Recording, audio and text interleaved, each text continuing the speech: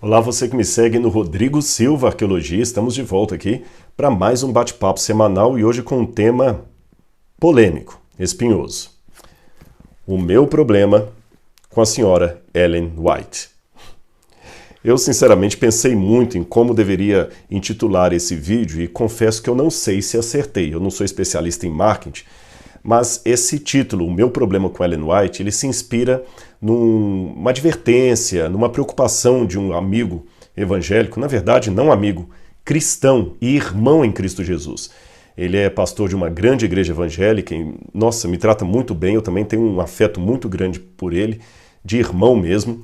E certa vez ele, preocupado, falou: Rodrigo, olha, Ellen White ainda vai trazer muito problema para você. Você ainda vai ter muito problema por causa de Ellen White. Na época que ele fez esse comentário, estavam circulando na internet vários depoimentos de algumas pessoas que pegaram um vídeo meu de uns 20 ou 20 e poucos anos, de uma palestra que eu dei nos Estados Unidos, e nessa palestra eu menciono o fato de haver árvores do conhecimento do bem e do mal em mundos além do planeta Terra, em outros planetas. E, evidentemente, uma informação que não está na Bíblia em canto nenhum. E a acusação foi na jugular. Tá vendo? O Rodrigo é seita. Ele acredita em coisas que não estão na Bíblia baseadas naquela velha Ellen White, aquela mulher que ficava tendo visões, alucinada, aquela coisa toda. E foi muito ataque. E eu nunca respondi porque, de um tempo para cá, eu tenho procurado ter, assim, saúde emocional. E não dando uma de vítima, não é essa a minha função, mas todo mundo que quer fazer um trabalho, principalmente para Deus, é atacado. Seja para Deus ou para a sociedade. Mesmo fora da Bíblia, eu encontro Sócrates. Teve o grupo de Atenas ali, dos atenienses da aristocracia, que levantaram contra Sócrates. Depois, se eu for mais tarde também, o apóstolo Paulo teve um grande grupo que se levantou contra Paulo. Depois também você tem Policarpo, teve um grande grupo que levantou contra Policarpo, Lutero, ou seja, todo mundo que quer fazer algo vai aparecer a turminha do deixa disso. Então eu não seria melhor do que ninguém para não ter também os meus opositores. Eu procuro sempre erguer a cabeça e orar a Deus por eles e por mim também, e assim vai. Mas, por outro lado, eu fico pensando, será que compensa ficar no silêncio e não falar nada? Absolutamente nada, fica parecendo que realmente deram um checkmate e você ficou acuado. Então orei, confesso aos irmãos, orei, pedi sabedoria a Deus e caiu para mim esse texto aqui de 1 Pedro capítulo 3, versículo 14 em diante, onde o Senhor diz assim, por intermédio de Pedro: Não tenham medo das ameaças, nem fiquem angustiados, pelo contrário, santifiquem a Cristo como Senhor no seu coração, estando sempre preparados para responder a todo aquele que pedir razão da esperança que vocês têm. Mas façam isso com mansidão, temor e boa consciência. Então, irmãos, eu cheguei à conclusão e falei assim, Senhor, então eu acho que merece eu fazer um esclarecimento de forma respeitosa àqueles que me seguem. Então esse vídeo aqui não tem por intenção atacar, responder, refutar, não.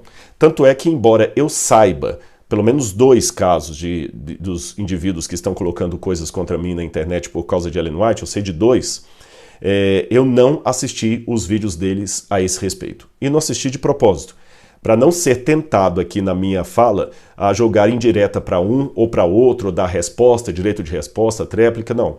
Então, eu tomei uma decisão que é o meu método de apologética. Há muito tempo já eu aprendi que apologética não é ataque.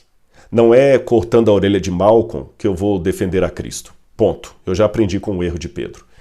Mas apologética também, até um tempo atrás, eu diria, apologética não é o ataque, mas é a defesa da fé.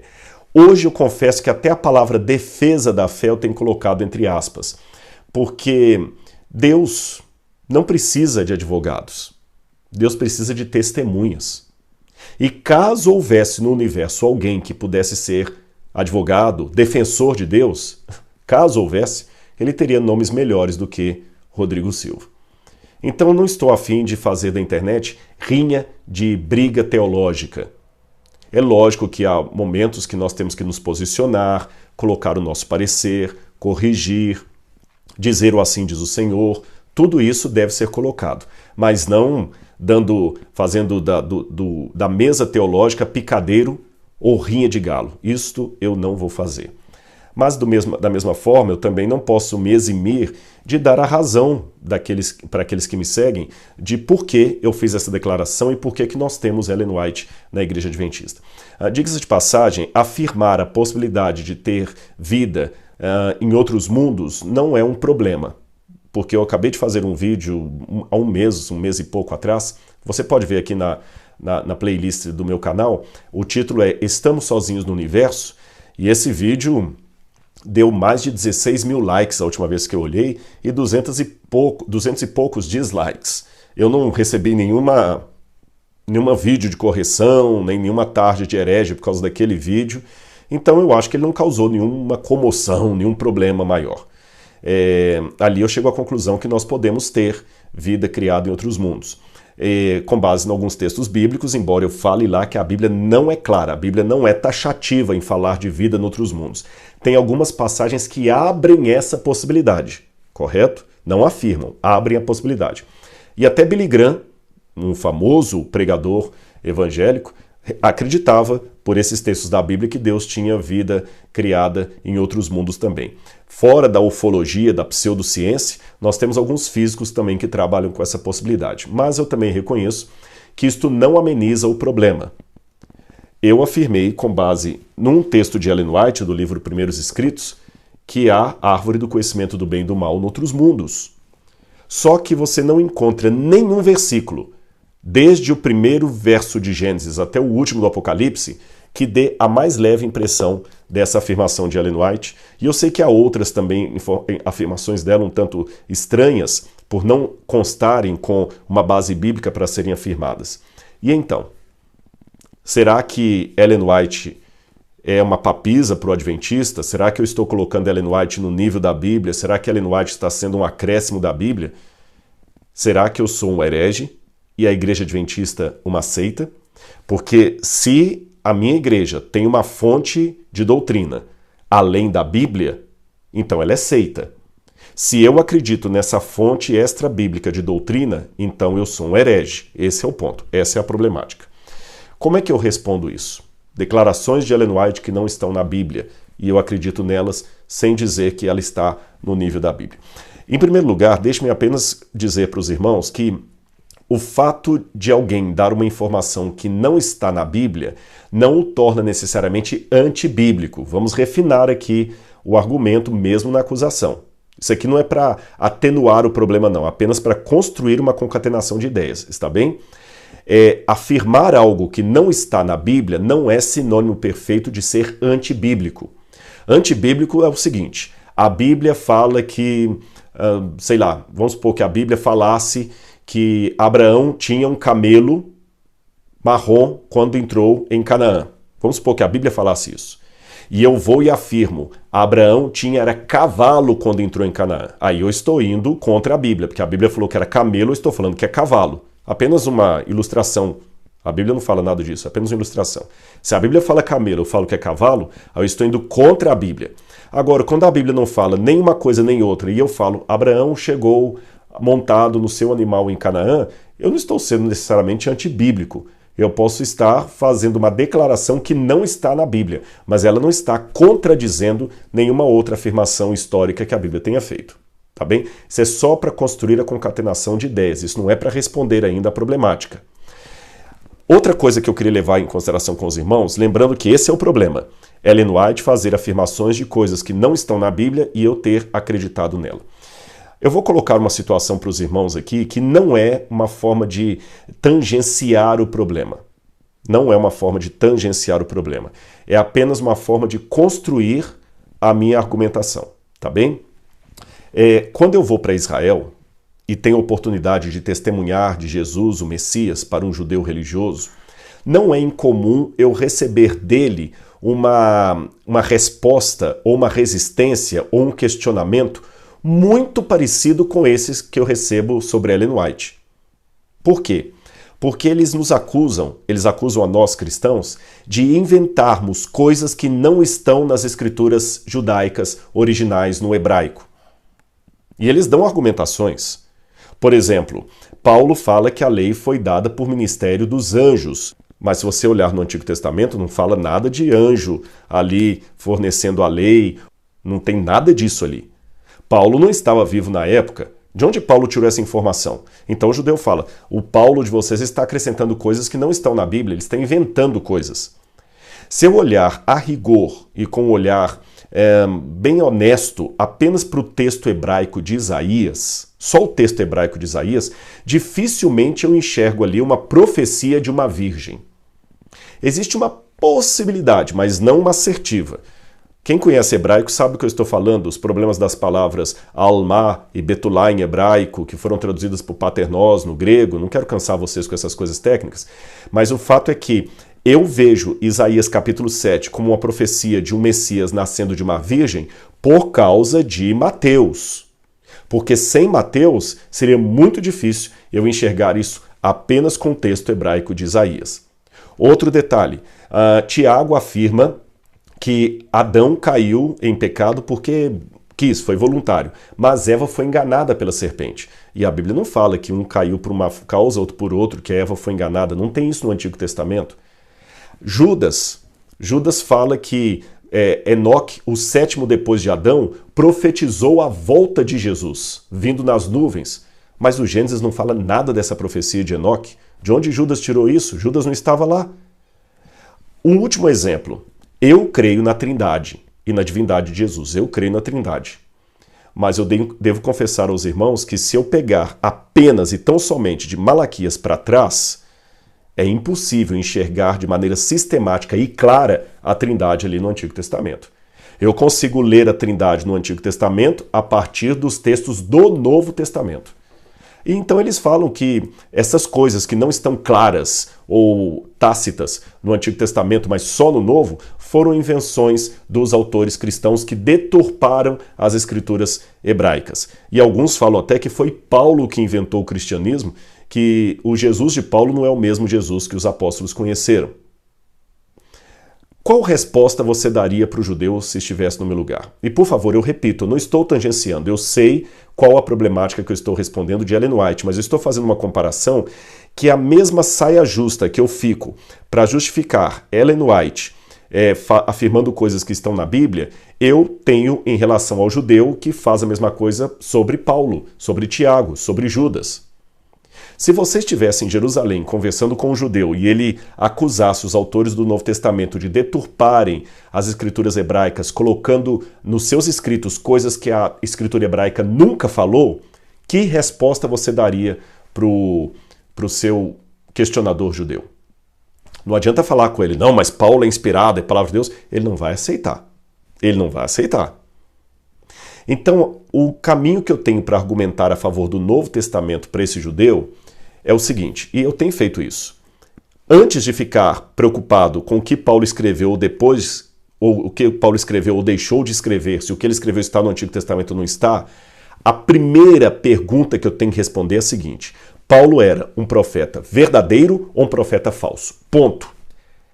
Eu estou colocando essas coisas aqui, irmãos, porque uma pergunta para ser bem feita e uma resposta para ser bem dada, com mansidão e temor, acima de tudo, não com ataque, tem que ter uma lógica. E na lógica você tem que saber o que você tem que colocar primeiro. Então a primeira pergunta que eu faço para o judeu é o seguinte: calma, vamos primeiro trabalhar se Paulo e os demais companheiros do Novo Testamento eram ou não inspirados como foram os do Antigo. Porque se eles forem falsos profetas, então já não tem mais nem o que discutir, é só rejeitá-los e ponto final. Agora, se eles forem verdadeiros profetas, eles têm autoridade para escrever isso sim. Eu, Rodrigo, não tenho, mas eles têm a partir do momento que o Senhor revela isso para eles. Eu, Rodrigo, não tenho como acrescentar que a lei foi dada por intermédio dos anjos, mas Paulo tem, porque o Senhor revelou. E ponto final. Tá certo? Bom, é assim que eu trabalho com Ellen White. O primeiro ponto que eu tenho que colocar aqui é: seria Ellen White uma profetisa verdadeira ou falsa?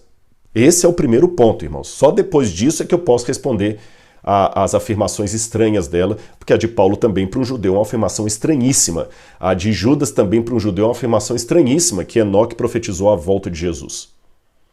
Então como é que eu explico isso aqui? Para começo de conversa, deixe-me colocar bem claro aqui que Ellen White não é Bíblia, Ellen White não faz parte do cânon da Bíblia.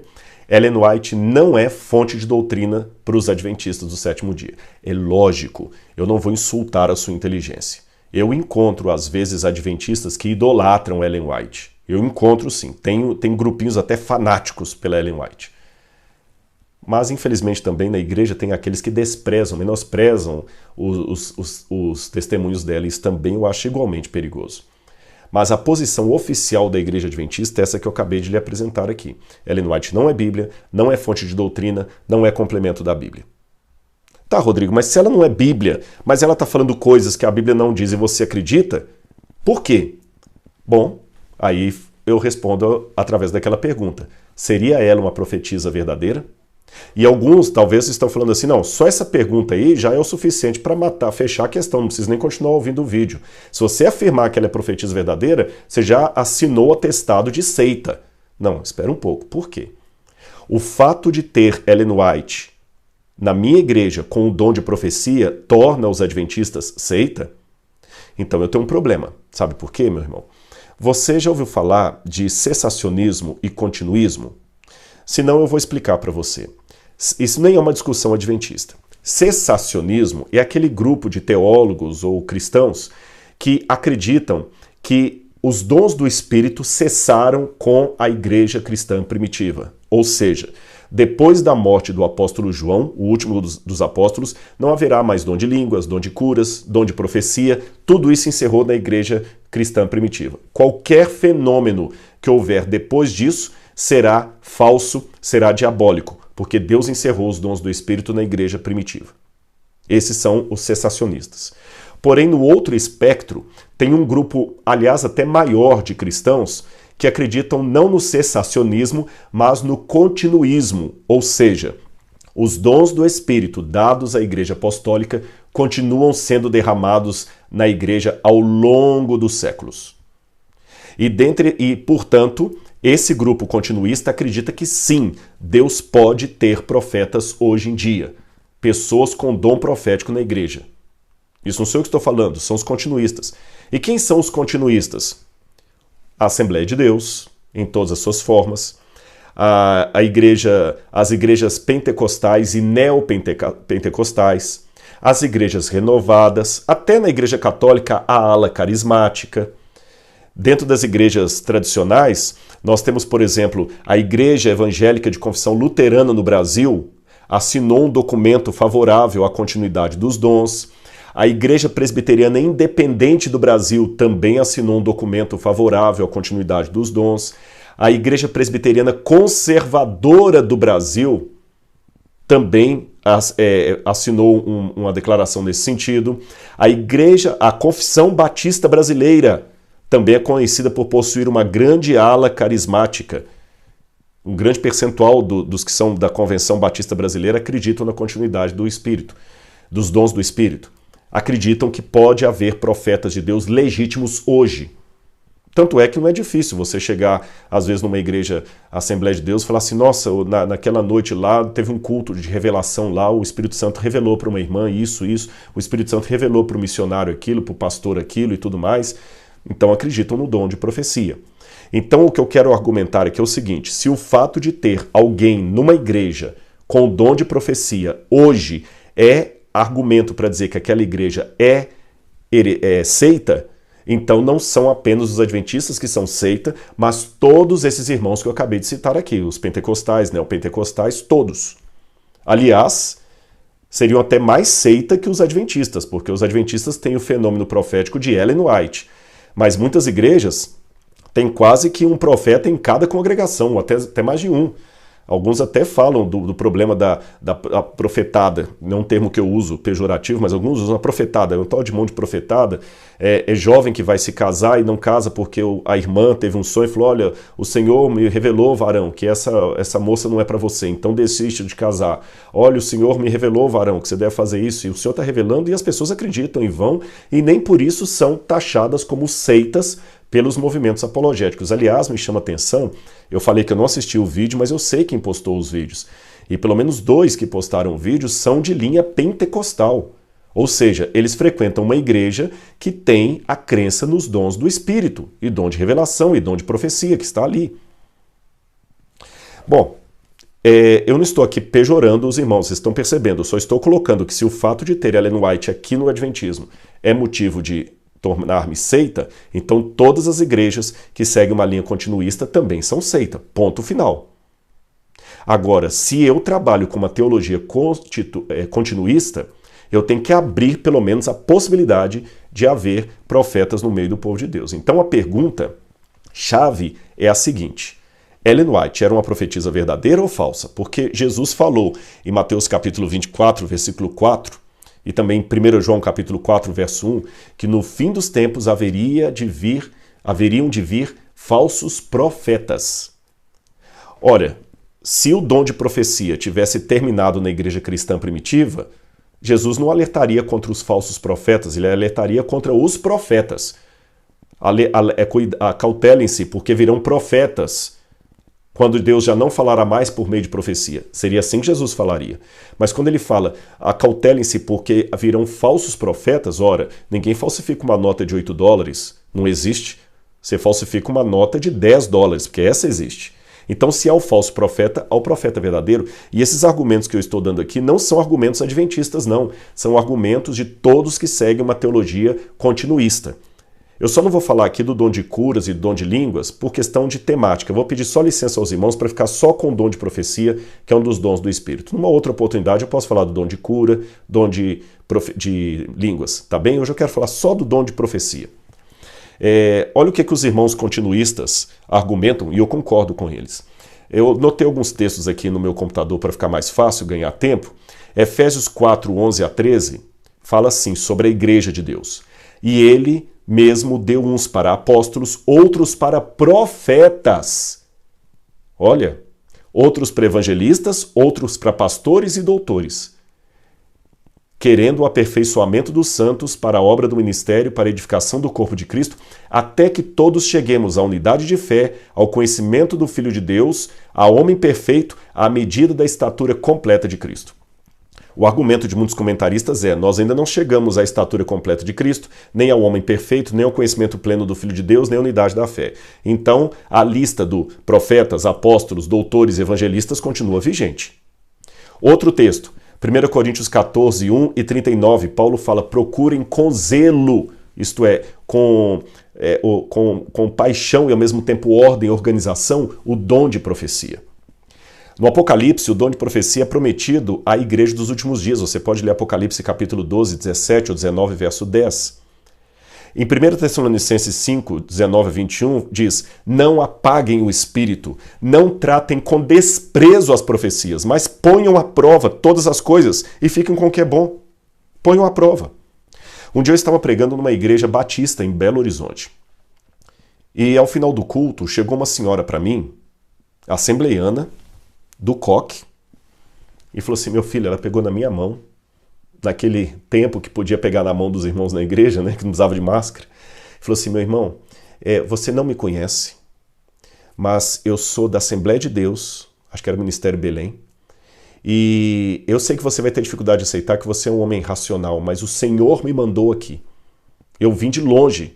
Ela tinha gastado mais de 2 horas para chegar ali. Ela falou: não sou batista, eu sou assembleiana, mas o Senhor me incomodou e me mandou vir aqui te trazer uma mensagem do Senhor. Fica firme que o que o seu coração deseja, você em breve vai alcançar. Não desanime, não desista.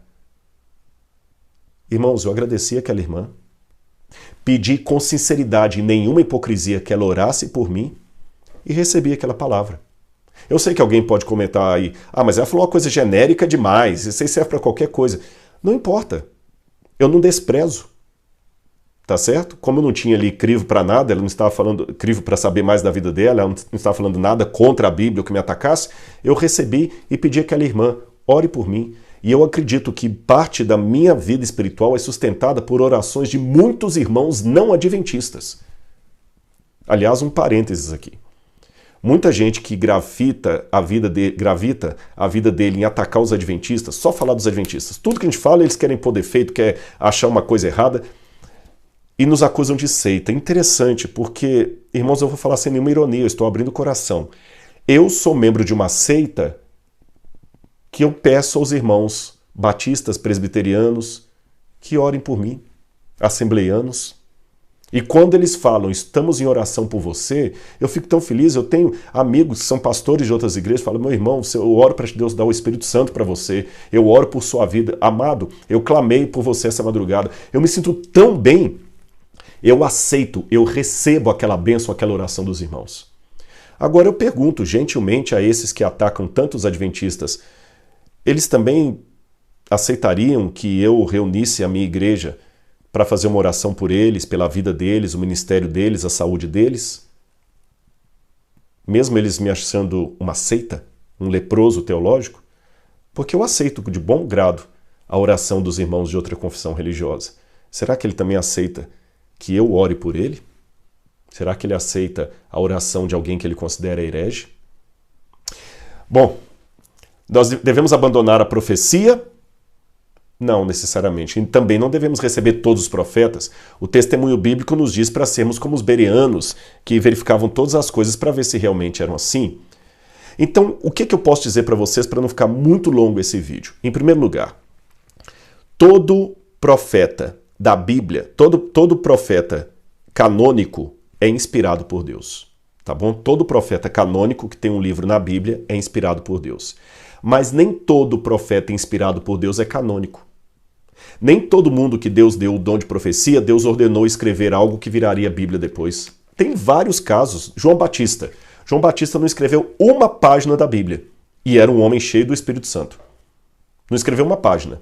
Ágabo era um homem que recebeu o dom de profecia e um dia chegou para o apóstolo Paulo, que também era inspirado, e revelou para Paulo como é que Paulo seria preso e entregue aos romanos. Ágabo. E até onde eu saiba, Ágabo não escreveu nenhuma página da Bíblia. Então, o profeta canônico é inspirado por Deus, mas nem todo que é inspirado por Deus é canônico.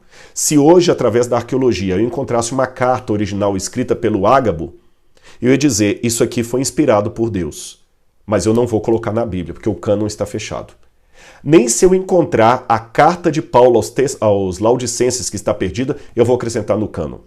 Qual a diferença, Rodrigo, de um profeta canônico para o não canônico? É que o profeta canônico recebe a incumbência de Deus de escrever algo que será fonte de doutrina. O não canônico, não. Agora, a inspiração é a mesma. Ágabo não foi menos inspirado do que o apóstolo Paulo quando escreveu 1 Coríntios 13. Quando Ágabo revelou para Paulo o modo como ele seria morto, Ágabo foi igualmente inspirado por Deus. Ele foi tão inspirado por Deus quanto Isaías, quanto Jeremias, Daniel. Só que a função da inspiração dele era diferente. Ele foi inspirado pelo Espírito Santo apenas para dar um alerta para Paulo, um conforto para Paulo, mas não para escrever Bíblia. Deus sabe o que faz. Alguns ele escolheu para escrever Bíblia, outros apenas para animar a igreja. E profecia não é sempre prever o futuro. Há profetas que não falaram nada do futuro. Há profetas que às vezes podem até cometer equívocos pequenos, nada que atrapalhe a vontade de Deus. Mas, por exemplo, Natã, um dia Davi chegou para Natã e falou, quero construir o templo, aquela coisa toda. O que Natã falou? Tudo que você fizer, Davi, o Senhor vai fazer prosperar nas tuas mãos. Davi, amém. Quando Natã chegou em casa, o Espírito Santo tomou Natã e falou, volta amanhã que você errou. Eu não falei para você falar isso? Aí Natã falou, olha, Davi, o Senhor não quer que você construa o templo. Então até o profeta pode se equivocar, tá bem? Então hoje, quais as características que eu poderia falar de um verdadeiro profeta para dizer que ele realmente tem o dom de profecia de Deus? Isaías 8, verso 20 diz que esse profeta tem que falar em harmonia com a lei e os profetas. Ele não pode contradizer a Bíblia Sagrada. Segundo, e detalhe, uma notinha de rodapé. Alguns vão querer colocar aí, mas Ellen White contradiz a Bíblia Sagrada quando ela ensina isso, quando ela ensina aquilo. Ela não está contradizendo, ela está contradizendo a sua interpretação da Bíblia Sagrada. É diferente. Tá certo? Às vezes você tem uma interpretação da Bíblia, por exemplo, sei lá, qualquer uma. Vamos supor que você tem uma interpretação da Bíblia que o cânon, com o fechamento do cânon bíblico, Deus não tem mais profetas depois. Aí ela fala que tem. Ela não está contradizendo a Bíblia, ela está contradizendo a sua interpretação da Bíblia. Há outros teólogos que também discordam de você. Percebe? Outra coisa, ela fazer uma declaração que não está na Bíblia não é necessariamente contra a Bíblia. Porque a Bíblia contém preste atenção nisso, a Bíblia contém todas as verdades doutrinárias. Mas há verdades não doutrinárias que podem estar fora da Bíblia. Por exemplo, como Pedro morreu, crucificado de cabeça para baixo. Como Paulo morreu, degolado. Onde a Bíblia fala isso? Em lugar nenhum. Em lugar nenhum. E a interpretação posterior que me diz isso. Eu acredito que é verdade, que Pedro morreu crucificado de cabeça para baixo e Paulo degolado. É uma verdade que não está na Bíblia, mas não é uma verdade, como eu diria, doutrinária. Eu não vou tirar uma doutrina da morte de Pedro ou da morte de Paulo. Percebeu? Não posso usar esse argumento aí para doutrina. É uma informação que não está na Bíblia, mas eu não posso usar como doutrina. Bom, continuando. Deuteronômio 18, 22, Jeremias 28, verso 9, fala do cumprimento profético. Ainda que haja profecias condicionais, Deus falou que ia destruir os ninivitas e depois voltou atrás. Quando um profeta fala assim diz o Senhor, tem que cumprir. Outro ponto, 1 João 4, verso 2, Cristologia. O profeta não pode desmentir a divindade e a humanidade de Jesus. Mateus 7, verso 2, pelos seus frutos conhecereis. Quais são os frutos que o ministério desse profeta deixou? A natureza prática das mensagens dele, o reconhecimento dos contemporâneos do testemunho dele ou dela, a absoluta certeza de certas mensagens, elementos físicos que podem ou não acompanhar a visão, a capacidade de influenciar até os de fora. Então, com isso colocado, eu vou mostrar para vocês algumas coisas de Ellen White que fizeram bem a minha vida. Tá certo? Repito, não são doutrina, mas fizeram bem a minha vida. Exemplo, Ellen White, em 1890, ela começou a escrever que Deus, e tudo que ela falava assim, o Senhor me mostrou. E quando as pessoas pediam mais explicação, ela dizia, eu não sei, o Senhor me mostrou. Pesquisem, investiguem, eu só estou falando o que Deus mandou. Ela começou a falar do problema da poluição, que a poluição ia tomar conta de tal maneira do mundo que as cidades se tornariam com um ar tão contaminado que seria impossível viver nos grandes centros. As pessoas teriam que abandonar os grandes centros aos poucos, porque o ar estaria muito contaminado e traria problemas assim, assim, assim. Aí você pode falar, Rodrigo, mas você não precisa ser profeta, basta assistir o Jornal Nacional. Isto hoje. Mas quando Ellen White escreveu isto, ninguém tinha escrito nenhuma linha sobre poluição. Na verdade, você pode até fazer uma pesquisa aí. O primeiro livro a falar de poluição e ecologia foi um livro de Rachel Carson, escrito na década de 1930, acho que é a Primavera Dourada. E nesse livro de Rachel Carson, ela fala pela primeira vez em poluição e problemas ecológicos. Ninguém tinha dito nada sobre isso antes. Tanto é que Rachel Carson é considerada pioneira para alertar o mundo sobre poluição. Só que, curiosamente, eu entro nos livros de Ellen White, quase 60 anos antes, e Ellen White já falava muitas coisas que eu vejo depois nos livros de Rachel Carson. Outro exemplo, nós temos um professor, Clive McKay, que era professor de nutrição da Universidade de Cornell, e ele estudou Ellen White, não adventista, e ele ficou tão admirado com o que Ellen White escreveu no século XIX sobre nutrição, que ele tinha coragem de colocar os textos de Ellen White em notas de rodapé de livros e artigos, e ele até deu essa declaração. Os escritos de Ellen G. White têm sido citados porque eles provêm um guia de nutrição que compreende o corpo todo. Ele não era adventista. Outro exemplo que eu vou dar para vocês, tem muitos, eu só estou dando uns dois só. O professor Norman Kaplan, que era professor de medicina interna e chefe do departamento de hipertensão da Escola de Medicina da Universidade do Texas, em Dallas, essa universidade fica, ele ficou tão fascinado com os escritos de Ellen White sobre saúde, que um dia numa conferência para mais de 1000 especialistas da área de hipertensão e outros casos ali, ele descobriu que havia um grupo de médicos da Universidade de Loma Linda, que eram adventistas. Aí ele falou de público assim para eles. Olha, vocês adventistas que aqui estão, é possível que vocês tenham adotado a reforma de saúde que vocês têm, a reforma alimentar de vocês, por motivação religiosa. Mas a partir de hoje eu digo, vocês têm, além da motivação religiosa, uma motivação científica, porque o que vocês acreditavam antes por razão teológica faz todo sentido à luz da ciência. Aliás, é tão forte isso que hoje nós temos dois estudos, um feito na Califórnia e outro feito no Brasil, uma comparação entre a média de vida dos adventistas do sétimo dia e dos não adventistas. E os estudos revelaram que os adventistas têm até 10 anos a mais de média em vida do que os não adventistas e um número muito mais reduzido de câncer de colo de útero, de vários problemas normais que as pessoas têm em redor. O estudo do Brasil recebeu o nome de Adventus e foi feito inclusive envolvendo a equipe da USP. Você pode procurar no Google aí, estudo Adventus sobre saúde. Eu não estou falando isso aqui com nenhuma soberba, não é que os adventistas são melhores, não. É um estudo científico. O dos Estados Unidos foi conduzido, inclusive, por pessoas não adventistas. O do Brasil tinha adventista e não adventista. É uma coisa bem tabulada, com pares, peer review, tudo mais que você pode imaginar, e demonstrou que por causa do estilo de vida dos adventistas, eles têm uma expectativa de vida maior e uma qualidade de vida melhor do que a população em redor. E para você ver que não é com arrogância que eu estou dizendo isso, eu até faço uma meia-culpa, que muitas vezes nós adventistas negligenciamos a mensagem que nós pregamos. Tem muito adventista falando aí de sábado e tudo mais, mas vive todo dia em McDonald's com Coca-Cola e batata frita. Aí não dá, né, meu irmão? Aí você não está ajudando, você não está ajudando. É uma pena, é uma pena. Se nós adventistas fôssemos mais fiéis à mensagem que nós temos de saúde, talvez ao invés de 10 nós temos 20 anos e estaremos com muito mais disposição física do que temos atualmente. É uma pena. Mas, de qualquer maneira, a quem que eu devo isso? Ellen White. Ela que mostrou, e eu vou dar um exemplo, ela falava coisas na época que eram absurdas. Por exemplo, ela declarou que o câncer era produzido, alguns tipos de cânceres eram produzidos por germes cancerosos, ela fala de germes cancerosos, e ela fala também de vírus. Um absurdo, na época, falar que câncer tinha a ver com vírus e germe. Ridículo, ridículo, não tem nada a ver. Só que, curiosamente, nos anos 60, 1960, a revista New Weeks publicou um artigo, não nos anos 60, nos anos 1990. Ela publicou um artigo sobre como os vírus estão ativando fatores em câncer. E o Dr. Wendell Stanley, da Universidade da Califórnia, virologista e ganhador do Prêmio Nobel, ele falou que hoje há muitos cânceres que são produzidos por vírus. E ele, entre parênteses, fala o seguinte: alguns vírus são germes minúsculos. Engraçado, germes minúsculos, o mesmo nome que Ellen White usava.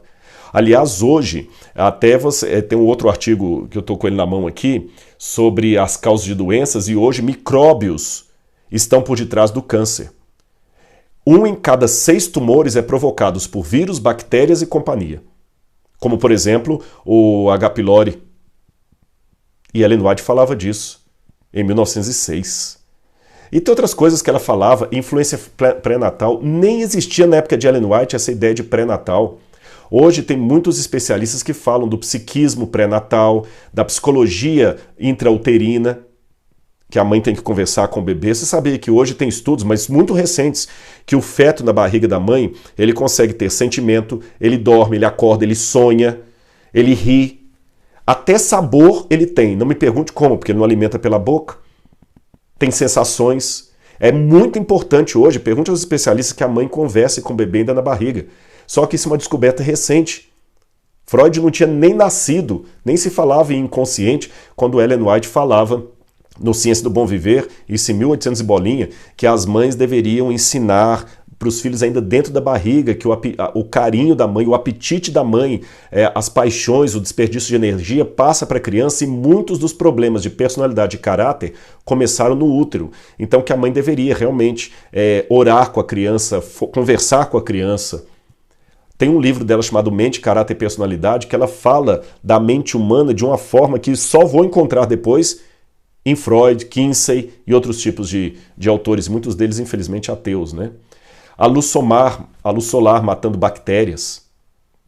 Quando uma época que o pessoal ensinava que todo mundo tinha que estar fechado quando tinha tuberculose, Ellen White falava: o senhor me mostrou que não, que tem que abrir as janelas e deixar o sol entrar para matar as bactérias. Todo mundo riu dela. Nossa, gente, estão mais de 200 casos de Ellen White que ela falou de coisas que Deus afirmou e que a medicina foi confirmar 60 anos depois.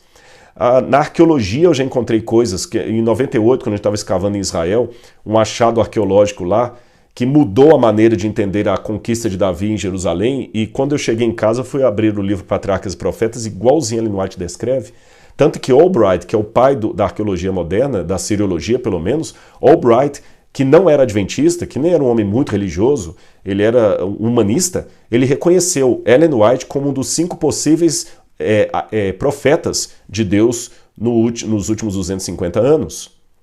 E, poxa, tinha muito mais coisa que eu podia fazer em educação, o tanto de coisa que ela escreveu sobre educação, que até viraram teses. Então, meus amigos, Ellen White me trouxe muita coisa boa, de saúde, de educação, conselhos maravilhosos. Eu tenho uma saúde muito boa hoje, graças aos conselhos de Ellen White. Então, para que fique bem claro, como é que ela sabia esses conselhos de medicina muito antes? Como é que ela sabia esses conselhos de educação muito antes de Piaget, muito antes desse pessoal todo? Ela dava uma resposta. O Senhor me mostrou. Ora, se Deus mostrou para Ellen White coisas tão fortes que a ciência foi descobrir 60 anos depois, por que Ele não pode mostrar para ela como é a vida em outros planetas? Entenderam? Pelos seus frutos os conhecereis. Esse livro contém a salvação. Este não. Este contém fonte de doutrina. Este não. Este foi inspirado. Esse também. Mas esse foi inspirado para ser cânon e doutrina. Este foi inspirado apenas para dar conselhos e admoestações. É só isso. E Ellen White não é ponto de salvação para ninguém. Você não é obrigado a acreditar nela. Fica tranquilo. Aliás, ela falou várias vezes, inclusive no Grande Conflito, que a Bíblia é o único livro que nós devemos ter como fonte de doutrina. A Bíblia, e a Bíblia somente. Ela repetiu isso várias e várias e várias vezes. Ela chegou a dizer, se a Bíblia for corretamente seguida, meus escritos são até desnecessários. E uma última coisa. Com a graça de Deus, hoje eu sou bem-vindo em muitas igrejas. Já preguei em igreja presbiteriana, batista, Assembleia de Deus, de vários ministérios. E nunca tive uma porta fechada depois que eu saí, ou uma reclamação, decepção, ele veio aqui e arrebanhou todo mundo. Não, não. E sabe onde eu aprendi essa teologia de ver com bondade os irmãos de outras igrejas? Em Ellen White. Eu sei que alguém vai falar, não, mas ela chamou as outras igrejas de igrejas caídas. Irmão, pega a linguagem que os calvinistas usavam em relação aos arminianos no início do século XX para você ver. Pega a linguagem que os batistas reformados chamavam os pentecostais do Azusa Street. Aquilo é coisa de demônio. Não tinha essa parcimônia entre os irmãos. Eles detonavam. Um reformador histórico pegava o pessoal de Azusa Street como sendo demônio. O pessoal de Azusa Street, que eles falavam deles, dos metodistas que estavam mornos. Então Ellen White ela recuou o pensamento da época, mas no final da sua vida, ela mandou até fazer algumas revisões no Grande Conflito, embora ela falou que não deveria mudar a mensagem de Deus, não precisava apresentar isso atacando. Ela tirou do livro palavras como romanistas, como papistas, e falou, não precisamos atacar. A irmã dela estava afastada, a irmã dela nunca se tornou adventista, ninguém da família dela sanguínea, exceto marido e filhos.